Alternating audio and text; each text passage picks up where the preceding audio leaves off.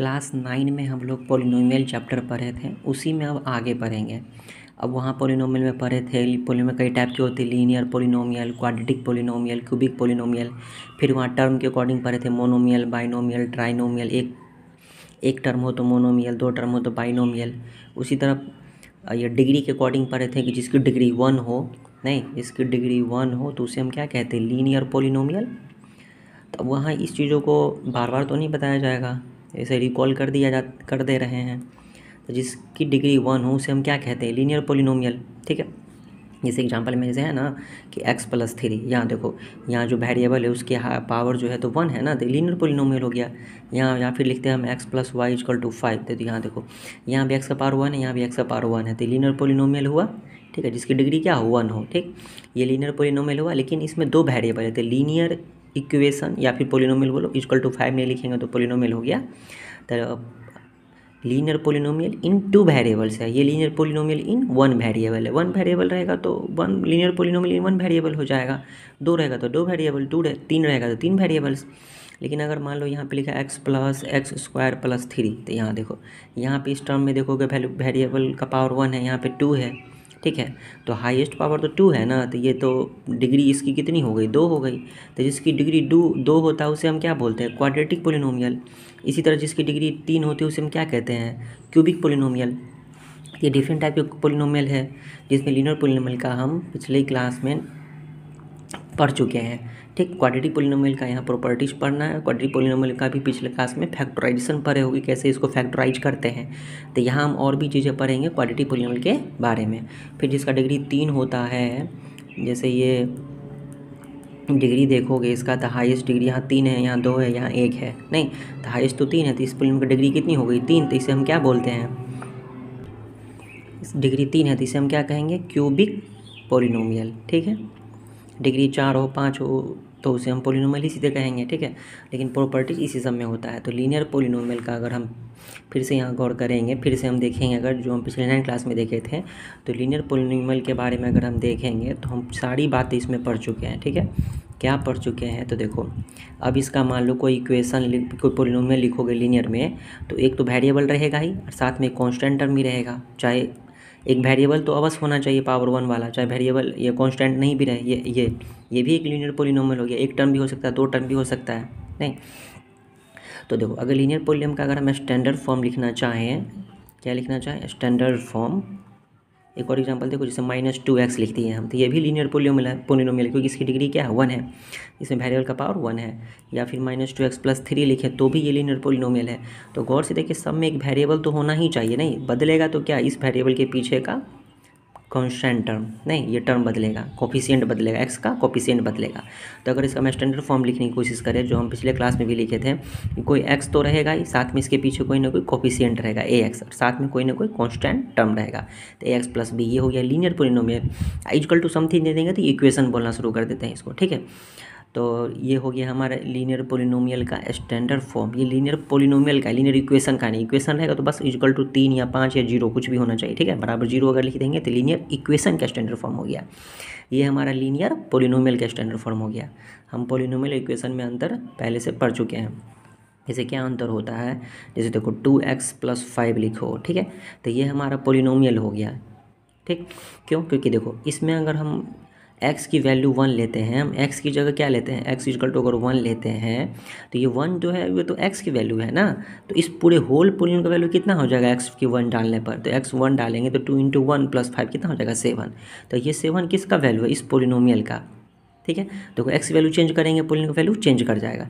लेकिन अगर हम 2x+5 अगर मान लो हम 0 लिख देते हैं, तो यहाँ पे हम x की वैल्यू हम एक डिफिनिट फाइंड कर सकते हैं कि कौन सा इसमें x की वैल्यू पुट करें कि = क्या आएगा, 0।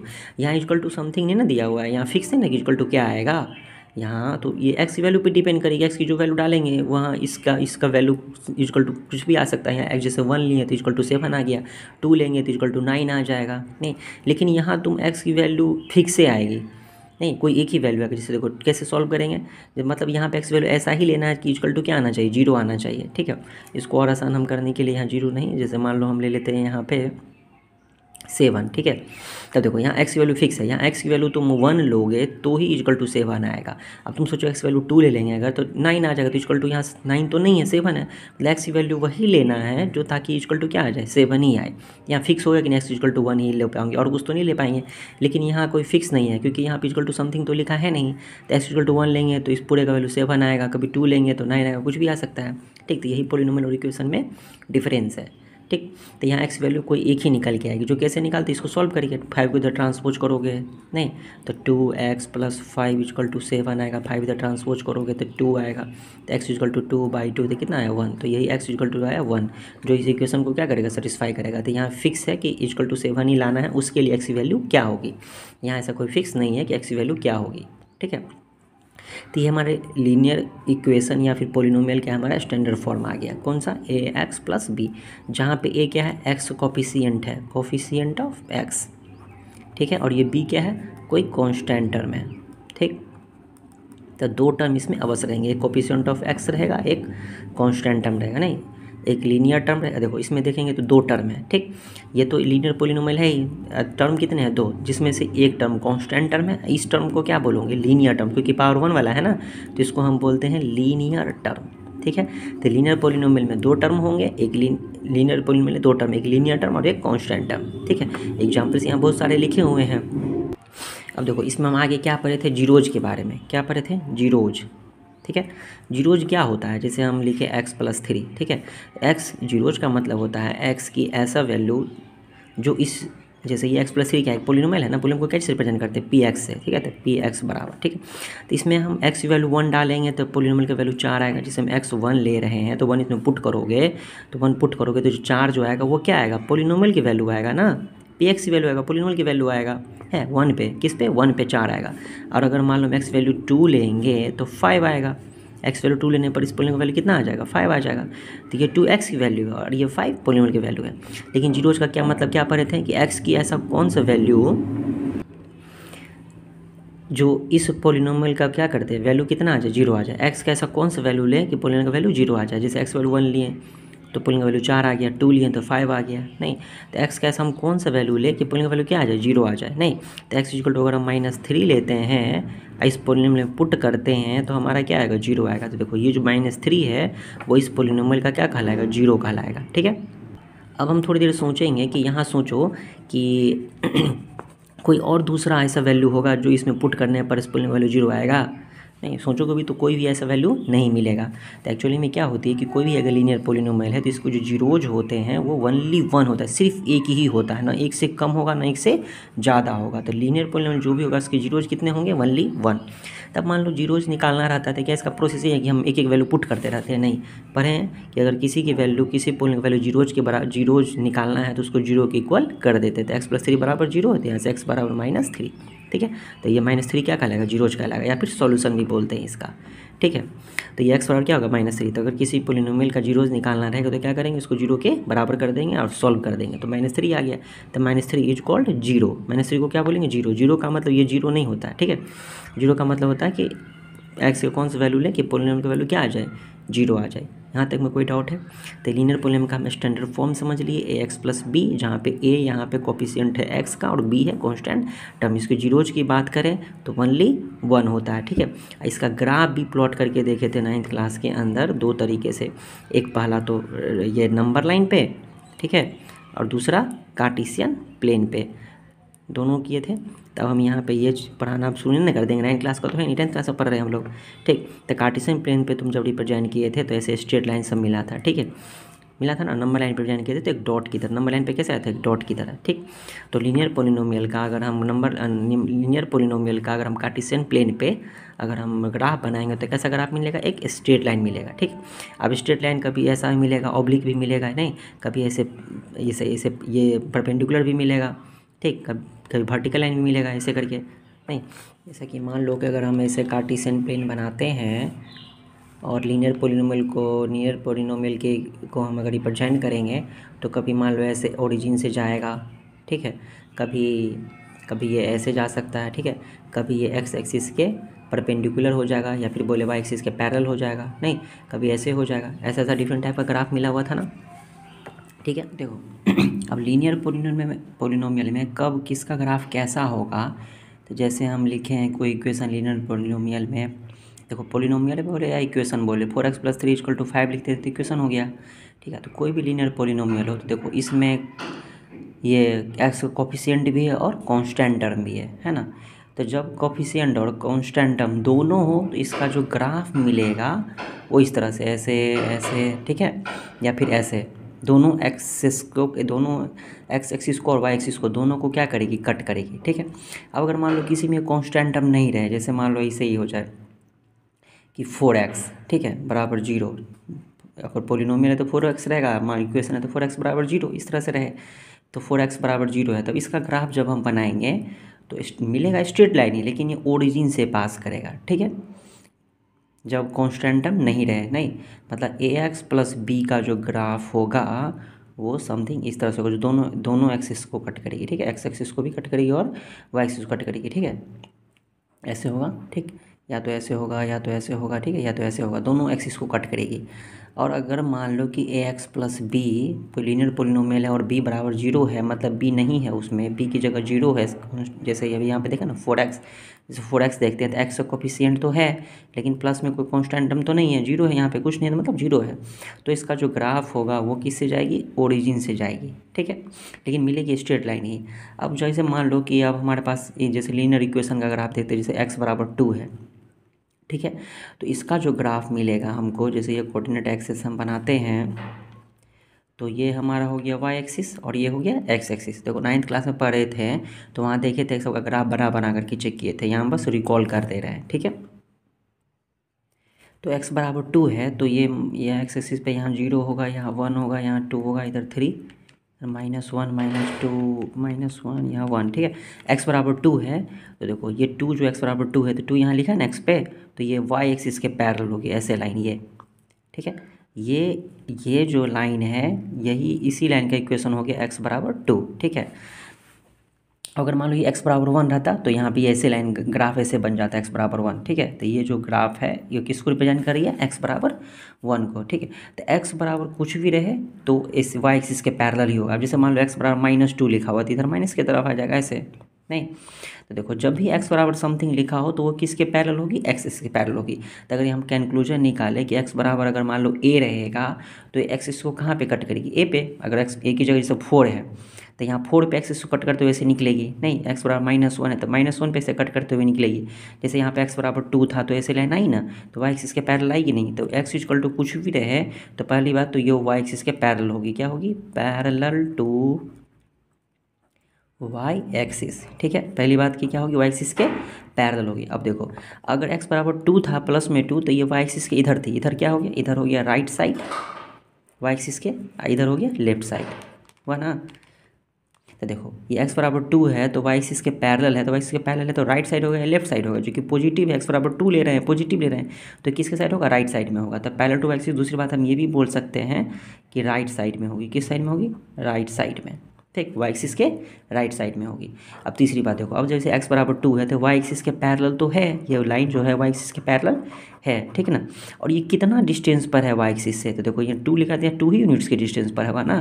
तो at a distance of 2 units, at a distance of, अब जैसे यहाँ पे 2 है तो 2 यूनिट्स आता, अगर 3 है तो 3 यूनिट्स होता। उसी तरह यहाँ पे a है तो क्या हो जाएगा, at a distance of a units. ठीक है, अगर x बराबर a है तो a के पीछे कुछ नहीं तो क्या प्लस पॉजिटिव रहेगा। तो ये 3 कंक्लूजन निकल के आती है अगर x इक्वल टू समथिंग रहेगा लीनियर में, लीनियर है ना, लीनियर है क्योंकि पावर 1 है। ठीक है, तो ये x बराबर कुछ भी रहे तो वाई एक्सिस के पैरेलल होगा, राइट साइड में होगा और at a distance of a units, जितना यहाँ पे लिखा रहेगा उतना डिस्टेंस पर। अगर ये x बराबर निगेटिव में रहेगा तो भी यहाँ 3 बातें होगी कि पैरेलल टू वाई एक्सिस के पैरेलल तो होगी ही, लेकिन ये लेफ्ट साइड में होगी क्योंकि निगेटिव है ना, तो लेफ्ट साइड में होगी। ये किस साइड में आएगी, लेफ्ट साइड में। अब देखो जैसे x बराबर -2 है तो यहाँ पे कट करी, तो वाई एक्सिस से कितना डिस्टेंस पर है, -2 डिस्टेंस पर है, प्लस में ही ना बोलेंगे 2 यूनिट के डिस्टेंस पर है, क्योंकि ये माइनस तो बस साइड को रिप्रेजेंट कर रही है ना, लेफ्ट साइड में इसलिए माइनस लिखा हुआ, राइट साइड में है तो प्लस लिखा हुआ, ये तो माइनस डायरेक्शन को बता रही है, लेकिन डिस्टेंस तो हम 2 यूनिट्स ही ना बोलेंगे। तो क्या बोलेंगे कितने डिस्टेंस पर है, at a distance of 2 units, at a distance of 2 units. ठीक है, अब यहाँ पे a लिखा है तो क्या हो जाएगा, at a distance of a units. Clear है? यहाँ तो कोई दिक्कत है? समझ में आया कि ये पूरा क्लियर हो गया कि कब ग्राफ ऐसे दोनों एक्सिस को कट करेगी, कब ओरिजिन से पास करेगी, और कब लीनियर इक्वेशन का ग्राफ रहेगा तो कब पैरेलल होगी। ठीक है, वाई एक्सिस के पैरेलल होगी। तो एक्स इक्वल टू समथिंग तो समझ गए? नहीं, अब ये एक्स इक्वल टू 2 है तो ये वाई एक्सिस के पैरेलल है। गौर से देखो तो ये परपेंडिकुलर हो गया एक्स एक्सिस के। तो दूसरे लैंग्वेज में ये भी बोल सकते हैं कि एक्स बराबर 2 जो है ये एक्स एक्सिस के परपेंडिकुलर होगी या फिर वाई एक्सिस के पैरेलल होगी। तो ऐसे कभी क्वेश्चन ऐसे भी पूछ दे कि परपेंडिकुलर एक्स बराबर -2 किसके परपेंडिकुलर होगी, तो एक्स इक्वल टू जो भी रहेगा तो वो एक्स एक्सिस के ही परपेंडिकुलर होगी, लेकिन पैरेलल किसका हो जाएगी? वाई एक्सिस के। नहीं, तो इसी तरह सोचो कि ऐसे ग्राफ दिया हुआ है, ये तो हो गया हमारा कार्टेशियन प्लेन। जैसे यहाँ पे 2 लिखा है तो एक्स बराबर 2 हो गया। ठीक, अगर यहाँ 1 लिखा हुआ है तो एक्स बराबर 1 हो गया। अब यहाँ तो 0 लिखा हुआ है तो ये इसका क्या इक्वेशन हो जाएगा? एक्स बराबर 0। ठीक ना? देखो एक्स 1 यहाँ पे 0.1, यहाँ इस पॉइंट पे 1 लिखा हुआ तो एक्स बराबर 1 हो गया ना। तो इस लाइन के लिए क्या हो गया? एक्स बराबर 0, जो कि ये लाइन है क्या? Y axis. नहीं, तो अगर समझे तो वाई एक्सिस जो एक लाइन है उसका इक्वेशन क्या हो जाएगा? एक्स बराबर 0।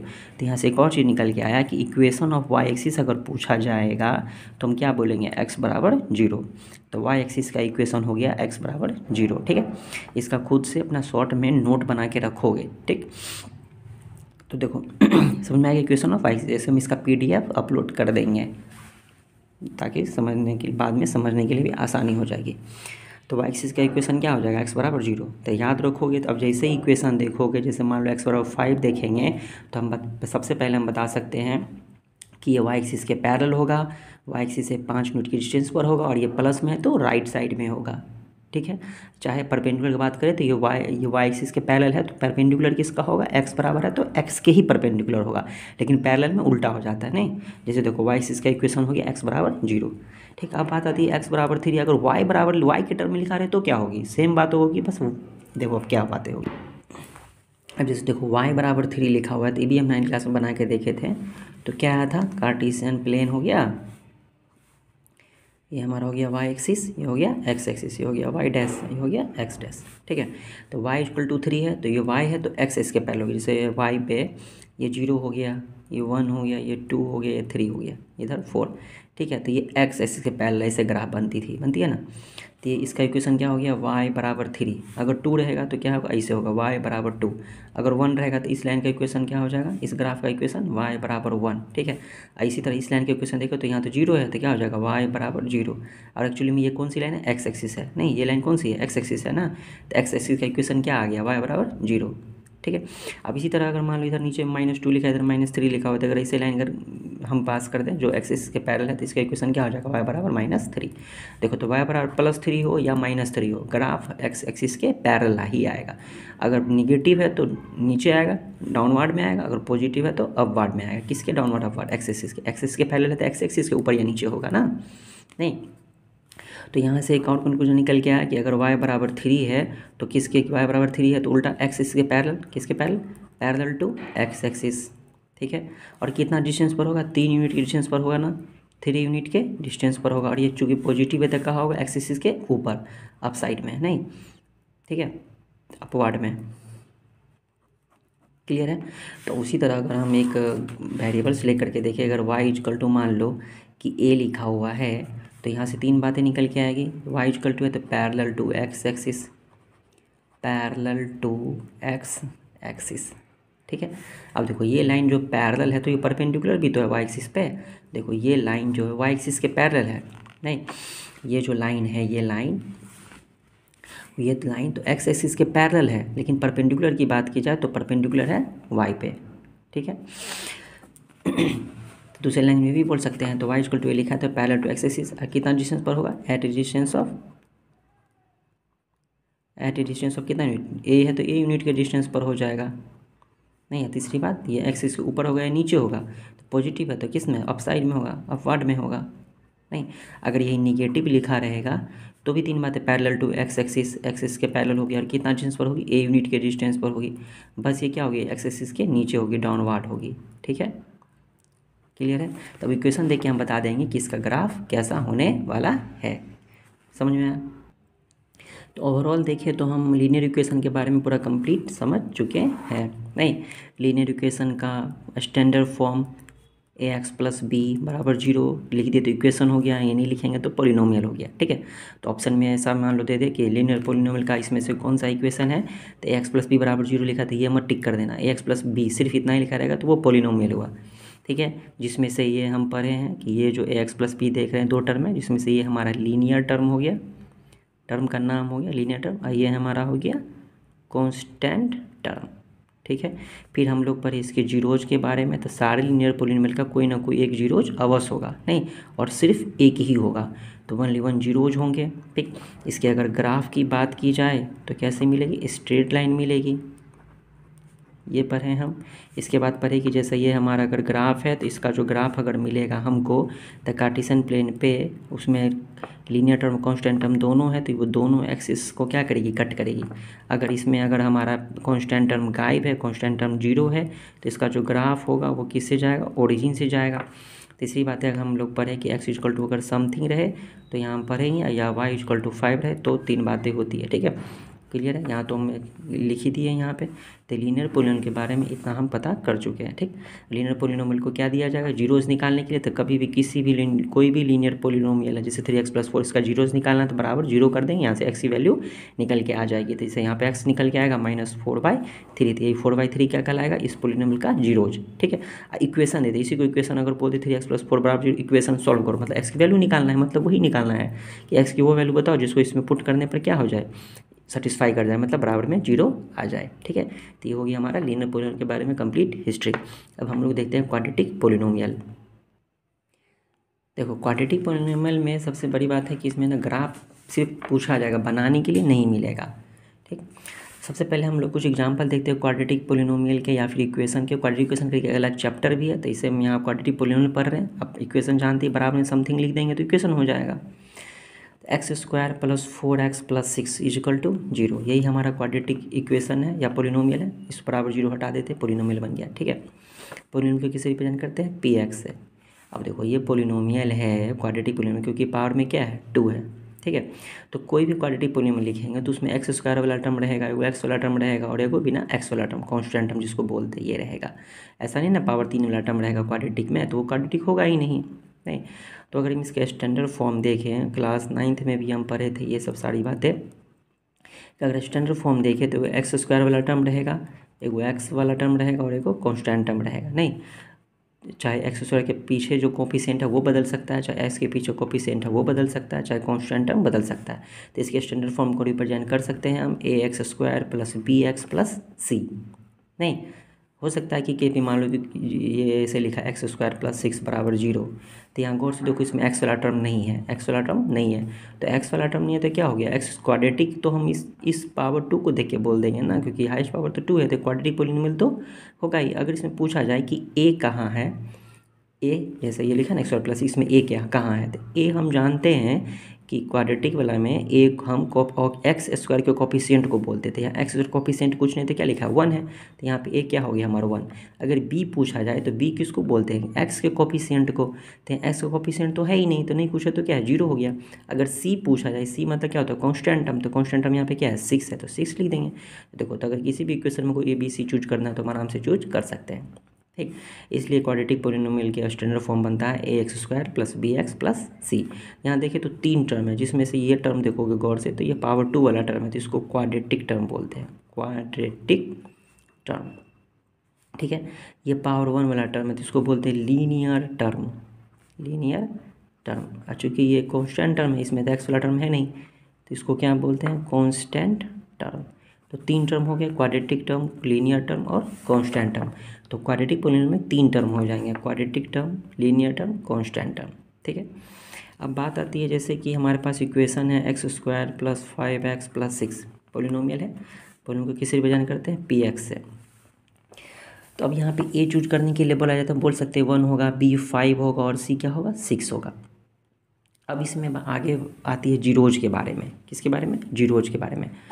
जीरोज अगर हम इसका देखें, जीरोज से पहले हम देखते हैं कि जैसे मान लो कि हम x = 1 ले लिए। ठीक है, तो अगर हम x की जगह 1 इसमें पुट करें तो p x की जगह 1, तो 1 का स्क्वायर + 5 × 1 + 6, कितना हो गया वैल्यू 5 6 11 एक 12। तो देखो 12। अब बताओ ये 12 किसका वैल्यू और ये 1 किसका वैल्यू है। 1 इस x का वैल्यू है, लेकिन ये 12 इस पोलिनोमियल पूरे पोलिनोमियल का क्या है वैल्यू है। समझ में आ रहा है ना। तो ये डिफरेंस पता होना चाहिए, ठीक है। देखो x की वैल्यू 1 ली है तो क्या पोलिनोमियल की वैल्यू 0 आया है, नहीं आया है।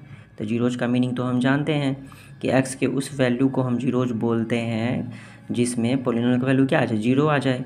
तो यहाँ पोलिनोमियल का वैल्यू तो 0 नहीं आया, तो इस 1 को क्या हम जीरोज बोलेंगे, 0 नाम नहीं देंगे। 0 एक नाम है, ठीक ना, 0 इसका नाम नहीं देंगे। अब मान लो इसमें हम x की जगह हम ले लिए -2, ठीक है, पुट करते हैं। तो x की जगह -2 पुट करेंगे तो यहाँ पे -2 का स्क्वायर करोगे +5 इंटू -2 +6, ठीक है, 4 आ जाएगा -10 +6 6 4 10 10 0 कितना आ गया 0। देखो -2 लिए हैं तो इसमें क्या आ गया 0 आ गया। देखो पोलिनोमियल की वैल्यू जब 0 आ जाएगा तो x की उस वैल्यू को क्या नाम देंगे हम 0 नाम देंगे, ठीक है। तो -2 क्या है इस पोलिनोमियल का 0, इस पोलिनोमियल के लिए ये 0 है। इसी तरह x बराबर -3 भी हम पुट करते हैं तो भी देखोगे पोलिनोमियल का वैल्यू 0 आएगा। तो -3 भी इस पोलिनोमियल का क्या कहलाएगा 0 कहलाएगा, ठीक है। तो देखो अब तीसरा कोई वैल्यू नहीं मिलेगा। क्वाड्रेटिक इक्वेशन है क्योंकि ये पावर 2 वाला है तो क्वाड्रेटिक पोलिनोमियल हो गया है ना, पावर 2 वाला है तो मात्र इसमें 2 ही जीरोज पॉसिबल होंगे, नहीं 1 और 2। तो इसके कितने जीरोज निकल के आ गए 2 जीरोज निकल के आ गए। जीरो का प्लुरल बोल रहे हैं जीरोज, ठीक है। 2 जीरोज निकल के आए, एक आया -3 और एक आया -2, ठीक है। तो किसी भी क्वाड्रेटिक पोलिनोमियल के 2 जीरोज होंगे, ठीक है। अब बात आती है क्या 2 से ज़्यादा भी होगा, 2 से ज़्यादा नहीं होगा। कोई भी एक्स वैल्यू में पुट करोगे तो निकल के नहीं आएगा तीसरा, ठीक है। तो फिर बात आती है क्या ऐसा भी कोई क्वाड्रेटिक पोलिनोमियल होगा जिसका जीरोज 1 होगा, नहीं। तो जैसे देखो जैसे मान लो कि हम x² + 5 बराबर 5, ठीक है, इसको सॉल्व करो तो x² बराबर 5 में से 5 गया तो 0। तो देखो अच्छा इक्वेशन ले लिया, हम पोलिनोमियल लेते हैं। पोलिनोमियल क्या लेते हैं पोलिनोमियल करके लेते हैं। पोलिनोमियल करके लेंगे तो बराबर में कुछ नहीं लिखना पड़ेगा, ठीक है। पोलिनोमियल हो गया हमारा x², पोलिनोमियल क्या है x²। अब यहाँ पे x की वैल्यू क्या लोगे तो पोलिनोमियल वैल्यू 0 आएगा। देखो x की वैल्यू सिर्फ 0 ही लोगे, x की वैल्यू अगर 0 ही लेंगे तो पोलिनोमियल का वैल्यू क्या आएगा 0 आएगा।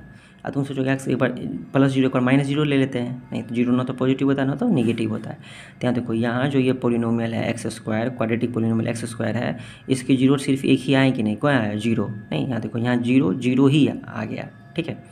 यहाँ 0 नहीं ना, 0 का मतलब ये नहीं होता कि 0 ही आना चाहिए, पोलिनोमियल का वैल्यू 0 आना चाहिए।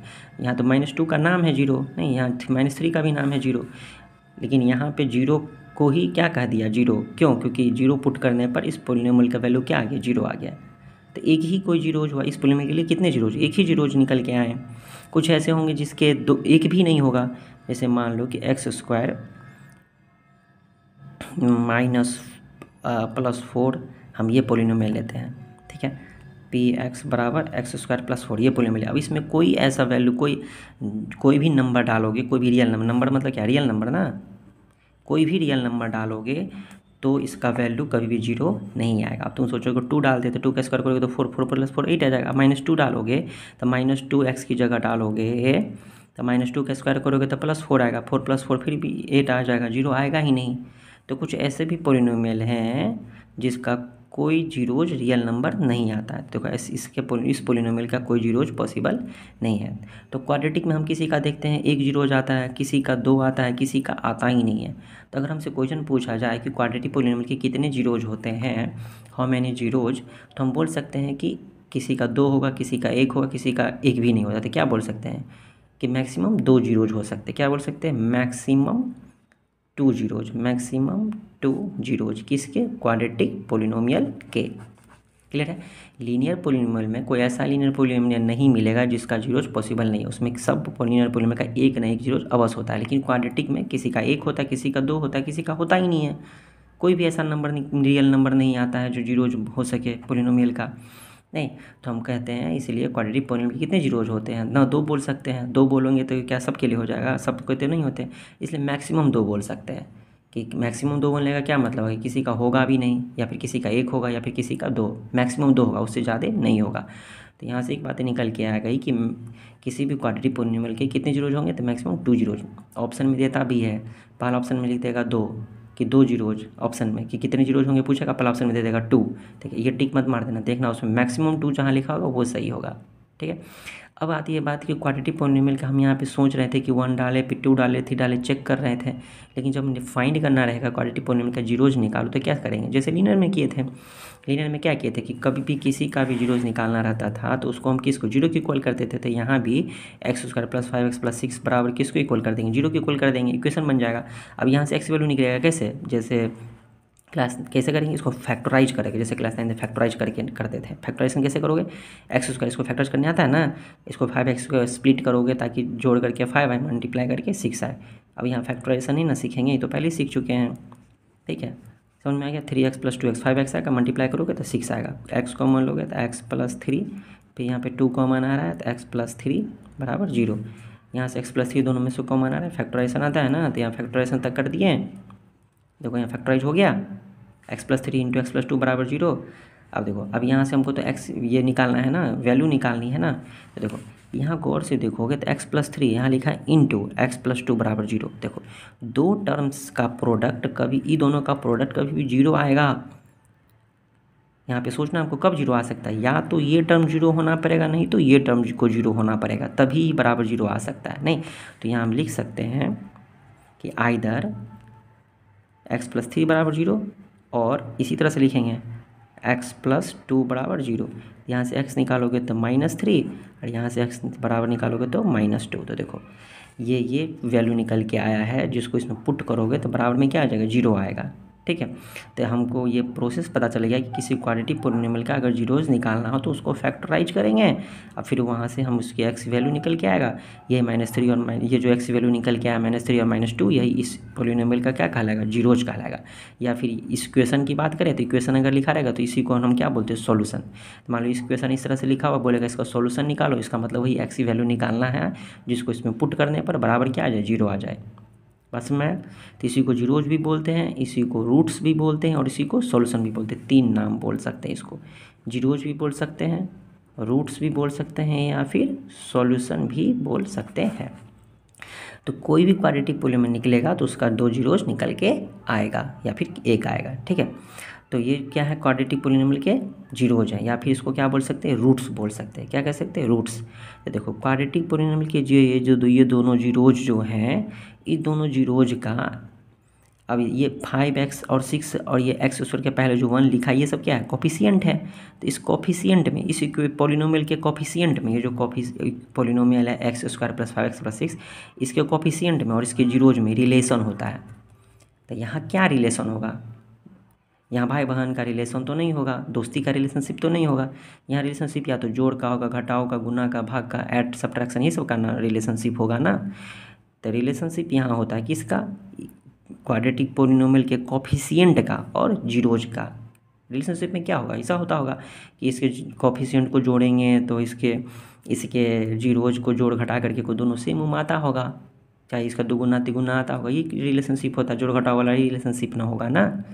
तो क्या पढ़ेंगे, पहले हम सबसे पहले क्या पढ़ें, क्वाड्रेटिक पॉलिनोमियल के स्टैंडर्ड फॉर्म पढ़ें। 3 टर्म होते हैं, जिसमें से क्वाड्रेटिक टर्म, एक लीनियर टर्म और एक कांस्टेंट टर्म होता है। इसके जीरोज देखें तो हम कंक्लूजन निकल के आए कि मैक्सिमम 2 जीरोज हो सकते हैं। जीरोज कैसे फाइंड करेंगे वो भी चेक करके लिए समझ गए। ठीक है, अब हम आगे देखेंगे कि इसके जीरोज जो होते हैं और उसके पॉलिनोमियल के जो कोफिशिएंट होते हैं, दोनों में कोई रिलेशनशिप होता है, तो वो रिलेशनशिप हम एस्टेब्लिश करेंगे। ठीक है, उससे पहले हम लोग ना ग्राफ देखते हैं कि क्वाड्रेटिक पॉलिनोमियल के ग्राफ कैसे होते हैं। इसका ग्राफ बनाने के लिए, ड्रॉ करने के लिए नहीं मिलेगा, बस इसके ग्राफ के बारे में हम थोड़ा समझते हैं। देखो ग्राफ जब हम बनाएंगे तो ग्राफ बना करके इसको ग्राफ बनाएंगे, फिर कंक्लूजन निकाल के देखेंगे। जैसे अभी हम कंक्लूजन जीरोज का देखे थे, पहले हम सीधे ग्राफ प्लॉट करते फिर कंक्लूजन निकालेंगे क्वाड्रेटिक पॉलिनोमियल का ग्राफ कैसा आता है और इसमें क्या क्या चीज़ें छुपी होती है। ठीक है, अब जैसे हमारे पास पॉलिनोमियल हो गया x² + 5x + 6। ग्राफ बनाने के लिए हम क्या करते हैं, एक बॉक्स बनाते हैं। ठीक है, बॉक्स बनाएंगे हम, कम से कम 2 या 3 वैल्यू लेंगे, मिनिमम 2 ले सकते हैं। एक में x की वैल्यू लिखेंगे, एक पर x वैल्यू लेंगे ना, तो x वैल्यू में पुट करेंगे तो क्या x की वैल्यू निकल के आएगा, पूरे की वैल्यू, पॉलिनोमियल की वैल्यू, px की वैल्यू, या px लिखो यहाँ पे सीधी, या फिर y भी लिख सकते हैं। ठीक है, अब देखो अपने मन से कुछ भी हम x की जगह 0 लेते हैं, x की जगह 0 लेंगे तो y कितना आएगा, 6 आएगा। ठीक है, अब x की जगह मान लो हम 1 ले लिए तो 1 ले ले तो पुट करो, तो x की जगह 1 लेंगे तो y कितना आएगा 5 6 11 एक 12 आ जाएगा। ठीक है, अब x की जगह -1 ले लेते हैं तो कितना आएगा 6 और 1 7 हमें से आ जाएगा तो 2 आएगा। ठीक है, x की जगह -2 ले लेते हैं तो कितना आएगा -2 4 0 आ जाएगा। ठीक है, तो इस तरह से वैल्यू ले लिए हम, नहीं x की वैल्यू लिए हैं और x वैल्यू इसमें पुट मन में ही मान इसमें पुट किए, फिर पूरे x वैल्यू जैसे 1 लिए तो 1 इसमें हर जगह 1 पुट किए और पूरे का वैल्यू कितना निकल गया 12 निकल गया है। ठीक, नहीं हो तो यहाँ रफ करके चेक कर लोगे तो वैल्यू ले लिए। अब इसमें हम पॉइंट डालते हैं, ये हो गया हमारा x और ये हो गया y। ठीक, ये तो x वाला हो गया, ये y px को ही क्या बोल सकते हो y, चाहे यहाँ px पे लिख सकते हो px। ठीक है, अब देखो x 0 और y 6 है ना, तो देखो x 0 और y 6 यहाँ समथिंग आएगा। ठीक है, x 1 और y 12, x 1 यहाँ है और y 12, तो y 12 इधर कहीं ऊपर आएगा, यहाँ 5 तक ही बनाए ना तो कहीं ऊपर में से ले लेते हैं। ठीक है, x है -1 और y है 2, x -1 यहाँ है और y 2 यहाँ समथिंग आ रहा है। ठीक है, x है -2 और ये है 0, तो -2 और 0 y इधर 0 यहाँ आ गया। ठीक है, अब इसको फ्री हैंड से मिलाएंगे और भी वैल्यू लेंगे ज़्यादा। ठीक है, और भी थोड़ा सा वैल्यू लेंगे तो ग्राफ ज़्यादा क्लियर होगा। ठीक है, इसको फ्री हैंड से मिलाएंगे, फ्री हैंड से मिलाओगे तो ऐसे समथिंग आएगा। ठीक है, और भी कुछ वैल्यू लेगा तो ऐसे आएगा, देखो। ठीक है, इस तरह से आएगा। तो इसका जब भी ग्राफ बनाएंगे ना तो इसे यू शेप का आएगा, कर्व में आएगा। ठीक है, कर्व लाइन आएगी जैसे यू शेप का, या तो ऐसे आएगा या तो ऐसे आएगा, यू शेप में आएगा, नहीं कर्व्ड आएगा। इसको पैराबोलिक शेप बोलते हैं, पैराबोलिक शेप।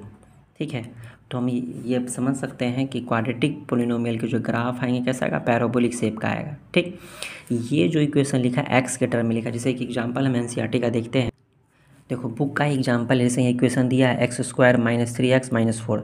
ठीक है, यहाँ x की डिफरेंट वैल्यू ली गई है और उसमें से x की वैल्यू पुट करने पर इतना ये सब वैल्यू है। इसका ग्राफ प्लॉट किया फ्री हैंड से तो ऐसे ग्राफ आया, देखो अपवार्ड शेप में आया, नहीं अपवार्ड डायरेक्शन में है।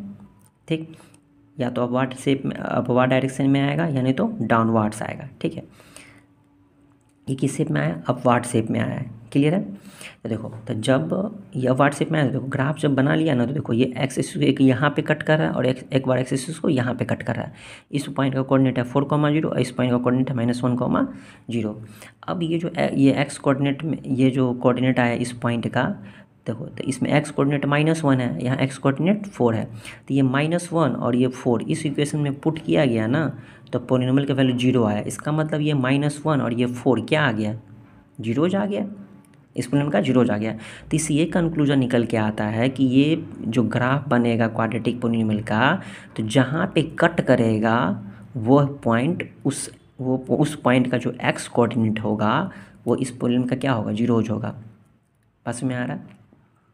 ठीक है, अब देखो ये अपवार्ड शेप में आया, किस शेप में आएगा, अपवार्ड, या तो अपवार्ड शेप में आएगा या तो डाउनवार्ड शेप में आएगा। ठीक है, डिपेंड करता है कि जब कोई ये जो x² का जो कोफिशिएंट होता है, अगर x² का कोफिशिएंट अगर पॉजिटिव रहेगा तो अपवार्ड शेप में आएगा। ठीक है, यहाँ पे कुछ मिस्टेक हो गया, इस तरह से ग्राफ आएगा, है ना, ऐसे ही आएगा, बहुत सारा वैल्यू लेंगे तब क्लियर होगा। ठीक, तो जब एक्स का कोफिशिएंट जो पॉजिटिव रहेगा तो अपवार्ड शेप में आएगा, अगर निगेटिव रहेगा तो डाउनवार्ड शेप में आएगा। तो यहाँ पे दो बातें क्लियर हो रही है। पहली बात ये क्लियर हो रही है कि अगर एक्स का कोफिशिएंट x² का जो कोफिशिएंट होता है, जैसे हम ये जो कोई भी इक्वेशन लिखते हैं जो ax² + bx + ये जो स्टैंडर्ड फॉर्म हो गया, तो अगर ये a जो है x² का जो कोफिशिएंट अगर पॉजिटिव रहेगा तो अपवार्ड शेप में आएगा। ठीक है, अगर निगेटिव रहेगा तो डाउनवार्ड में आएगा। अब देखो यहाँ पे 2 जीरो हो जाती है, एक्स को 2 बार कट कर रही है, तो ये भी कंक्लूजन निकल के आ रहा है। तो अगर किसी क्वाड्रेटिक पोलिनोमियल के 2 जीरोज होंगे तो एक्स एक्सिस को 2 बार कट करेगा। अगर किसी क्वाड्रेटिक पोलिनोमियल के एक ही जीरोज होंगे तो वो एक्स एक्सिस को 2 बार कट नहीं करेगा, एक ही बार कट करेगा। जैसे यहाँ देखो, जैसे ये पैराबोलिक शेप में ग्राफ देखोगे तो अगर तुमसे पूछा जाए कि किस पोलिनोमियल के ग्राफ है तो हम यू शेप में है। ठीक, तो हम बोल देंगे कि ये क्वाड्रेटिक पोलिनोमियल के ग्राफ है। अब ये पूछा जाए ग्राफ देखिए बताओ जो भी क्वाड्रेटिक पोलिनोमियल होगा उस क्वाड्रेटिक पोलिनोमियल के कितने जीरोज होंगे। देखो तो एक्स इसको 1 और 2 बार कट कर रहा है तो 2 जीरोज होंगे, यहाँ भी 1 और 2 बार कट कर रहा है तो जिस भी क्वाड्रेटिक पोलिनोमियल के ग्राफ होंगे उसके जीरोज कितने होंगे, 2 होंगे। ठीक, अब ये पूछा जाए इसमें कि बताओ इसमें जो कॉफिशिएंट होगा एक्स स्क्वायर का पॉजिटिव होगा या निगेटिव होगा। देखो ये अपवार्ड में तो एक्स स्क्वायर कॉफिशिएंट पॉजिटिव होगा, मतलब ए जो होगा वो जीरो से बड़ा ही होगा, जीरो से बड़ा होगा तो पॉजिटिव होगा। जीरो तो पॉजिटिव निगेटिव नहीं होता, नहीं पॉजिटिव होता नहीं निगेटिव होगा। तो यहाँ जो ए की वैल्यू होगी मतलब एक्स स्क्वायर जो कॉफिशिएंट होगा वो जीरो से ग्रेटर ही होगा, या फिर जीरो से बड़ा होगा ऐसे बोल सकते हैं, या फिर पॉजिटिव बोल सकते हैं। और इसमें ए जो होगा वो निगेटिव होगा। ठीक, अब यहाँ देखो यहाँ पे ये भी क्वाड्रेटिक पॉलिनोमियल के ग्राफ ही है। ठीक है, अब यहाँ देखो गौर से एक्स एक्सिस को एक ही बार टच कर रहा है तो इसमें एक ही जीरोज होंगे जिस भी क्वाड्रेटिक पॉलिनोमियल का ग्राफ होगा। यहाँ पे हम एक्स एक्सिस की कटिंग को इसलिए देख रहे हैं क्योंकि ये एक्स के टर्म में है। ठीक है, जैसे अभी हम यहाँ देखे थे ना एग्जाम्पल में, तो ये वाला जिसे हम कंक्लूजन निकाल के रखे थे ना, इस पॉलिनोमियल से हम ग्राफ प्लॉट किए तो देखे जहाँ पे एक्स इसको कट कर रहा है वो पॉइंट पे जो एक्स कोऑर्डिनेट है वो इसका जीरोज आ गया था। तो इसे कंक्लूजन निकल के आया ना, जो एक्स इसको कट करेगा वही देखेंगे, वाई एक्सिस के कटिंग पॉइंट को नहीं देखना है। ठीक है, क्योंकि ये एक्स के टर्म में है ना। क्लियर है? अब देखो तो यहाँ भी एक ही जीरोज होंगे। ठीक, अभी यहाँ देखो, अब यहाँ जो है तो एक्स इसको एक बार भी कट करनी, तो ऐसे पॉलिनोमियल का ग्राफ है, क्वाड्रेटिक पॉलिनोमियल है तो ये क्वाड्रेटिक पॉलिनोमियल का ग्राफ, लेकिन उसके कोई भी जीरोज पॉसिबल नहीं है क्योंकि इस नंबर इस ग्राफ पे तो रियल नंबर आता है नहीं, तो कोई भी रियल नंबर इस पॉलिनोमियल का ग्राफ नहीं है। क्लियर है?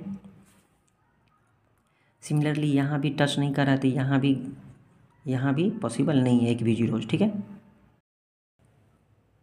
अब बात आती है कि कोई इक्वेशन अगर y के टर्म में इस तरह से लिखा रहे Y square plus 2y plus 3, तो कुछ नहीं करना, बातें वही रहेगी, कर्व शेप में ही आएगी। ठीक है, किस शेप में आएगी? कर्व शेप में ही आएगी। देखो जब x के टर्म में रहेगा तो ग्राफ या तो ऐसे आएगा या तो ऐसे आएगा, लेकिन जब ये y के टर्म में रहेगा तो ग्राफ या तो ऐसे आएगा या तो ऐसे आएगा। ठीक है, इस तरह से आएगा ऐसे करके। ठीक, या तो ये राइट साइड में रहेगी या नहीं तो लेफ्ट साइड में रहेगी। ठीक है, या तो राइट साइड में रहेगी या तो लेफ्ट साइड में। ओपन, ये जो ओपन वाला माउथ है, ये ओपन जो है ये वाला, या तो ये राइट साइड में रहेगी या तो लेफ्ट साइड में रहेगी। ठीक, जब वाई के टर्म रहेगा तब, और जब वाई के टर्म में रहेगा तो वाई एक्सिस को कितनी बार कट कर रही है उस पर डिपेंड करेगी। 2 बार कट कर रही है तो 2 जीरोज होंगे।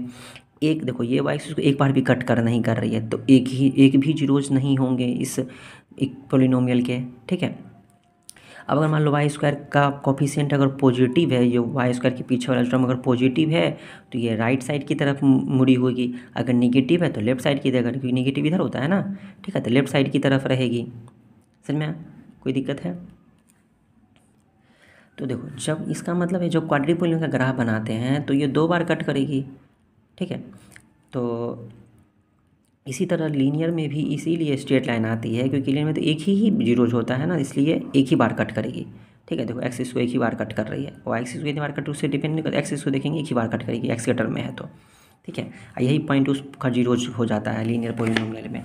तो उसी तरह अगर मान लो क्यूबिक पॉलिनोमियल है कोई, क्यूबिक 3 टर्म वाला, तो एक्सिस को कितनी बार कट करेगी? 3 बार कट करेगी। अगर मान लो कोई ग्राफ एक्सिस को 4 बार कट कर रही है तो जरूर जो भी पॉलिनोमियल होगा उसका कितना जीरोज होगा? 4 जीरोज होगा। नहीं, अब अगर मान लो कि ये अब क्यूबिक पॉलिनोमियल है तो कोई ज़रूरी नहीं है कि 3 बार ही कट करेगी। हो सकता है कि क्यूबिक पॉलिनोमियल हो लेकिन जीरोज उसके 2 ही हो। हाँ, लेकिन हम इतना अवश्य बोल सकते हैं कि जैसे ये देखो 1 बार 2 बार और 3 बार कट कर रही है, तो ये बार अवश्य बोल सकते हैं कि जो भी पॉलिनोमियल हो उसके जीरोज 3 ही होंगे, चाहे कोई भी पॉलिनोमियल हो। ठीक है, क्योंकि अगर मान लो कि डिग्री 4 वाला अगर पॉलिनोमियल है तो भी उसके जीरोज 3 हो सकते हैं, क्योंकि हम जानते हैं ना कि जिसकी डिग्री 2 होते हैं, जैसे क्वाड्रेटिक है उसका 2 भी होता है, 1 भी होता है, 2 से कम भी हो सकता है ना। तो उसी तरह अगर मान लो क्यूबिक पॉलिनोमियल है तो कोई जरूरी है 3 ही हो सकता है कि 2 भी हो नहीं, लेकिन ये जरूर है कि अगर 3 बार कट कर रहा है तो जो भी पॉलिनोमियल उसका जीरोज 3 अवश्य है। क्लियर है? तो ग्राफ देख के हम बता सकते हैं। तो यहाँ से ग्राफ में हम क्या क्या सीखें कि अगर कोई भी क्वाड्रेटिक पॉलिनोमियल का ग्राफ होगा तो उसको किस शेप में आएगा? पैराबोलिक शेप में आएगा, कर्व शेप में। ठीक है, अगर एक्स के टर्म में है तो एक्स के कटिंग पॉइंट को देखेंगे, और वाई के टर्म में है तो वाई के कटिंग पॉइंट को देखेंगे। ठीक है, और जहाँ पे कट करेगी वही पॉइंट उसका क्या होगा? जीरोज होगा। जो 2 जीरोज होगा तो 2 बार एक्स कट करेगा, 1 जीरोज होगा तो 1 बार कट करेगा। किस शेप का होगा? पैराबोलिक शेप का होगा। ठीक है, अगर एक्स के टर्म में है तो या तो अपवार्ड शेप में होगा या तो डाउनवार्ड में होगा। ये पॉजिटिव में रहेगा और ये निगेटिव रहेगा, तब ए मतलब कोफिशिएंट ऑफ एक्स स्क्वायर। ठीक है, अगर ये वाई के टर्म में रहेगा तो ये सी की तरह रहेगा, नहीं ये पैराबोलिक शेप ही है, या तो राइट साइड घुमा होगा या तो लेफ्ट साइड में घुमा होगा। राइट साइड में घुमा होगा तो पॉजिटिव होगा, ये लेफ्ट साइड में घुमा होगा तो निगेटिव होगा। क्या चीज़? ए मतलब कोफिशिएंट ऑफ वाई स्क्वायर है ना, ये वाई के टर्म में है ना। तो यहाँ हम ढेर सारी बातें समझ गए क्वाड्रेटिक पोलिनोमियल के बारे में। हमें नेक्स्ट ये समझना था क्वाड्रेटिक पोलिनोमियल क्या, जैसे हमने अभी देखे थे x square plus 5x plus 6। यहाँ पे अगर गौर करोगे, अगर इसको quadratic polynomials quadratic standard form से कंपेयर करोगे तो ए की जगह 1 है। ए मतलब coefficient of x square, b मतलब कोफिशिएंट ऑफ एक्स होता है ना, a x square plus b x plus 6। B किसको बोलते हैं, एक्स कोफिशिएंट, तो एक्स कोफिशिएंट कितना है 5। और सी मतलब कॉन्स्टेंट था, सी की जगह क्या है 6। ठीक है, यहाँ जो एक्स की वैल्यू निकल के आई थी 2, एगो -2 और एगो 3। तो हम यही बोलने वाले थे, पढ़ने वाले थे कि जीरोज, ये दोनों क्या है जीरोज, और ये सब क्या है कोफिशिएंट। तो जीरोज का कोफिशिएंट के साथ रिलेशन होता है। क्या रिलेशन होता है, एक रिलेशन हम अभी तुरंत देख सकते हैं। देखो ये दोनों जीरोज जो है, इस दोनों को मल्टीप्लाई करो, -2 और -3, कितना मल्टीप्लाई करके 6 आएगा, माइनस प्लस हो जाएगा ना मल्टीप्लाई करेंगे तो। और यहाँ देखो, यहाँ कांस्टेंट टर्म भी देखोगे तो 6 ही है, नहीं तो यहाँ देख रहे कुछ रिलेशनशिप आ रहा है इस टाइप का। तो हम यही बोलना चाह रहे हैं कि रिलेशनशिप में ऐसा वाला रिलेशनशिप देखेंगे, इसको जो घटाएंगे इसको जो घटाएंगे तो किसी के बराबर आएगा, तो ये रिलेशनशिप देखेंगे। भाई बहन वाला रिलेशनशिप तो यहाँ होगा, दोस्ती वाला रिलेशनशिप तो नहीं होगा यहाँ पे, है ना। तो अब हमारा टॉपिक होगा establish the relationship between coefficient and zeros. ठीक, ये रिलेशन वेरीफाई करना है, चेक करना है कि क्या रिलेशनशिप आता है जीरोज के बीच और उसके कोफिशिएंट के बीच। ठीक है, क्लियर समझ में आ रहा, तब हम आगे इस चीज़ के बारे में पढ़ेंगे।